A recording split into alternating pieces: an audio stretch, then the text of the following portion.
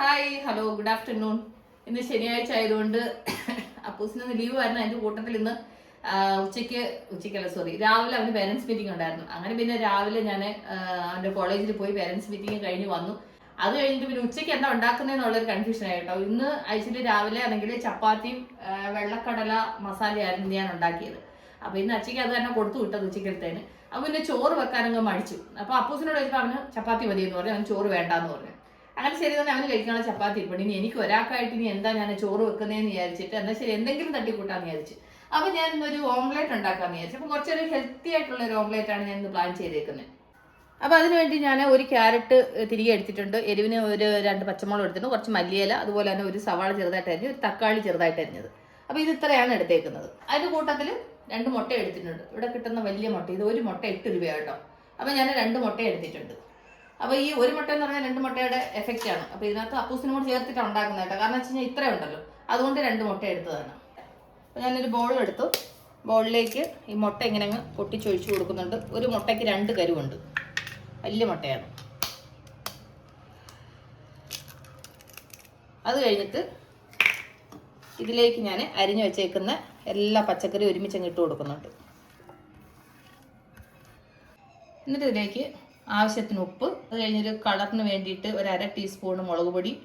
നമ്മൾ എരിവിൽ പച്ചമുളക് ഇട്ടിട്ടുണ്ട്, അപ്പോൾ ഞാനൊരു കളറിന് വേണ്ടിയിട്ട് ഇട്ടതാണ്. അത് കഴിഞ്ഞ് ഒരു 1/4 ടീസ്പൂണോളം മഞ്ഞൾപ്പൊടി, ഒരു 1/4 ടീസ്പൂൺ കുരുമുളക് പൊടി, ഒരു 1/2 ടീസ്പൂൺ ഗരം മസാല. ഇനി ഇത്രയും കൂടെ നന്നായിട്ടങ്ങ് മിക്സ് ചെയ്യണം. അപ്പോൾ നന്നായിട്ട് മിക്സ് ചെയ്തു. അപ്പോൾ ഇതിനകത്ത് ഇച്ചിരി പച്ചക്കറി കൂടുതൽ പോലെ തോന്നുന്നു. അപ്പോൾ ഞാൻ ഒരു മുട്ടയും കൂടി ഇതിൻ്റെ കൂട്ടത്തിൽ ആഡ് ചെയ്യുന്നുണ്ട്. അതും കൂടെ നന്നായിട്ട് നമുക്ക് മിക്സ് ചെയ്യാം. അപ്പം നമ്മളുടെ ബാറ്റർ റെഡി ആയിട്ടുണ്ട്. നല്ല ഹെൽത്തി ആയിട്ടുള്ള ഓംലേറ്റ് അല്ലേ ഇത്. നമ്മൾ ഇതിനകത്ത് പച്ചക്കറി എല്ലാം കൂടെ ചേർക്കുന്നത് കൊണ്ടുണ്ടല്ലോ നമുക്ക് വേഗം വയറ് നിറയുകയും ചെയ്യും.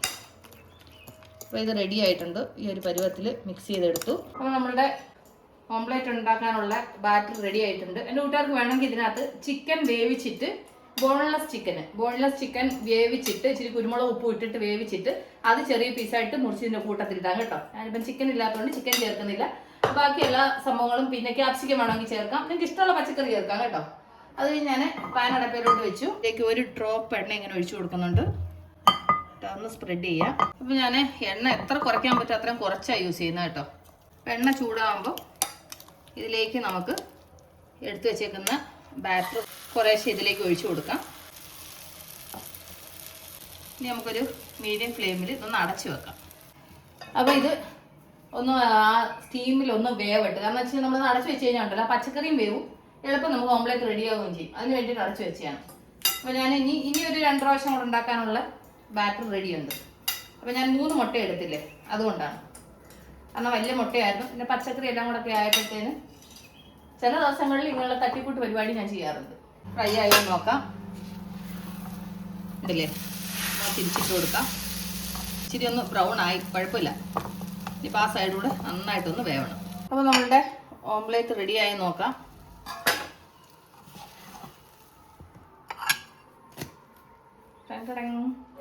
നല്ല ഹെൽത്തി ആയിട്ടുള്ള ഓംലേറ്റ് റെഡി ആയിട്ടുണ്ട്. നന്നായിട്ട് വെന്ത് കേട്ടോ, കണ്ടില്ലേ. അപ്പം ഇനി ഒരു 2 എണ്ണത്തിനോടുള്ളതുണ്ട്. അപ്പം അതുകൂടെ ഞാനൊന്ന് ചുട്ടെടുക്കട്ടെ. അപ്പം ഞാൻ ഓംലേറ്റ് എല്ലാം ഉണ്ടാക്കിയെടുത്തു. അപ്പോൾ നമുക്ക് സമയം കളയാതെ കഴിച്ചാലോ. അപ്പോൾ എനിക്ക് ഇന്നത്തെ എൻ്റെ ലഞ്ച് സ്പെഷ്യൽ എന്താണെന്നുള്ളത് നമുക്ക് നോക്കാം. വെജിറ്റബിൾ മുട്ടയെല്ലാം ഇട്ടൊരു ഓംലേറ്റ് ഉണ്ടാക്കിയിട്ടുണ്ട്. അത് കഴിഞ്ഞിട്ട് കുറച്ച് തൈര് എടുത്തിട്ടുണ്ട്. അതിൻ്റെ കൂട്ടത്തിൽ കുറച്ച് കുക്കുംബർ എടുത്തിട്ടുണ്ട്. പിന്നെ കുറച്ച് വെള്ളക്കടല വേവിച്ചത്. അപ്പോൾ ഇതൊക്കെയാണ് എൻ്റെ ലഞ്ച് സ്പെഷ്യൽ. ചില ദിവസങ്ങളിൽ ഇങ്ങനെയൊക്കെ ഒരു വെറൈറ്റി നല്ലതല്ലേ. അപ്പോൾ എൻ്റെ കൂട്ടുകാർക്ക് എന്തായിരുന്നു ഊണിന് സ്പെഷ്യൽ എന്നുള്ളത് കമൻറ്റ് ചെയ്യാൻ മറക്കണ്ട. ഓംലേറ്റ് സൂപ്പറായിട്ടുണ്ട് കേട്ടോ, നന്നായിട്ടുണ്ട്. നല്ല ഹെൽത്തി ആയിട്ടുള്ള സാധനമാണ്. തൈര് കഴിക്കുന്നത് ഏറ്റവും നല്ലതാണ്. ആക്ച്വലി പറയുകയാണെങ്കിൽ തൈര് രാവിലെ എഴുന്നേൽക്കുമ്പോൾ വെറുമേറ്റ് കഴിക്കണമെന്നാണ് പറയുന്നത് കേട്ടോ. ഏറ്റവും നല്ലതാണെന്ന് പറയുന്നത്. പക്ഷെ ഞാൻ വെറുമേറ്റ് അങ്ങനെ കഴിച്ചിട്ടില്ല, അല്ലാതെ ഞാൻ തൈര് കുടിക്കാറുണ്ട്. ഇതൊക്കെയാണ് ഇന്നത്തെ ഉച്ചക്കാലത്തെ വിശേഷങ്ങൾ. അപ്പോൾ നമുക്ക് ഉടനെ തന്നെ അടുത്ത വീഡിയോ വീണ്ടും കാണാം. ഞാൻ പോയി ഒരു സമാധാനമായിട്ടൊന്ന് കഴിക്കട്ടെ. Okay, take care, bye, see U.